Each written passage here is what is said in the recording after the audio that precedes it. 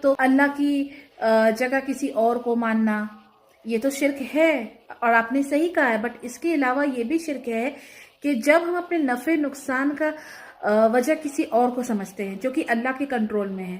अगर कुछ अच्छा हुआ, अरे मैं तो ना इस बाबा के पास गया था, इसके वजह से हुआ है, अरे मैंने तो उस पीर से फरियाद की थी, इसकी वजह से हुआ है, तो ये भी शिर्क है। और अगर मैं कहूँ तो शिर्क की बहुत सारी किस्में हैं, हम जाने अनजाने में वो शिर्क कर देते हैं। एंड ट्रस्ट मी, शिर्क वो ऐसा गुनाह है ना जिसे अल्लाह ताला कभी भी माफ़ नहीं करेगा, कभी भी नहीं। हर चीज़ की माफ़ी है लेकिन शिर्क की माफ़ी नहीं है।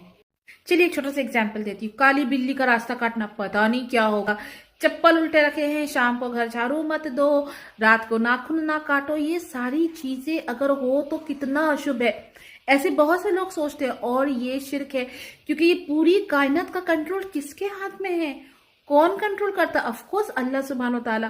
क्योंकि कुरान में सूरह यूनुस में आयत नंबर 107 में अल्लाह ने फरमाया है कि अगर अल्लाह तुम्हें कोई भलाई पहुंचाने का इरादा कर दे तो कोई नहीं है जो उसके फजल का रुख को फेर दे, क्योंकि अल्लाह ताला ने जो लिख दिया है तुम्हारे लिए भलाई वो तो होनी है, उसे कोई नहीं रोक सकता, कोई नहीं टाल सकता। तो फिर ये काली बिल्ली क्या चीज है? जैसे ही कुछ लोग अपने घरों में घोड़े का नाल लगाते हैं, काला टीका लगाते हैं हिफाजत के लिए, ताबीज लटकाते हैं हिफाजत के लिए, ये सब शिर्क है। कुछ भी लगाने या लटकाने से आपकी हिफाजत नहीं होगी। अगर अल्लाह ने लिख दिया है कि हाँ आपको इस चीज से तकलीफ होगी या ये बुराई आपके साथ होगी तो वो होना है, भले आप काला टीका लगा लो, ताबीज लटका लो, nothing can make any difference.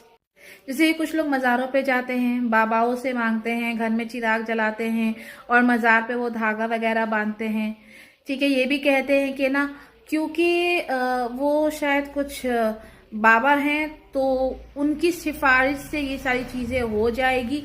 तो कुरान में क्या है, पहले सुनिए इसको। सूरह अन-नमल आयत नंबर 62 में अल्लाह फरमाता है कि भला कोई ऐसा है जो किसी मुश्किल में घिरे हुए शख्स की पुकार को सुनता है और उसकी तकलीफ को दूर कर देता है? क्या अल्लाह के अलावा कोई खुदा है?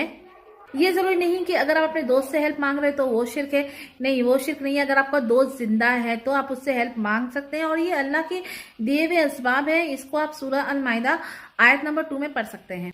मरे हुए इंसान से मांगना शिर्क है, क्योंकि वो खुद तो मरा हुआ है, वो क्या आपकी सिफारिश करेगा? आप खुद अल्लाह से मांगे। अगर आपको ये लग रहा है कि जो भी बाबा जो भी पीर कब्र में है वो आपकी दुआ की सिफारिश अल्लाह से करेंगे एंड वो बहुत ही शॉर्ट टर्म में या बहुत ही जल्दी पूरी हो जाएगी, then it is a wrong number, भले आपको मेरी बातें बुरी लगे। अल्लाह रहीम है, अल्लाह रहमान है, उनको किसी की सिफारिश की जरूरत नहीं है। आपके और अल्लाह के बीच में ना ही कोई मीडिएटर है, ना ही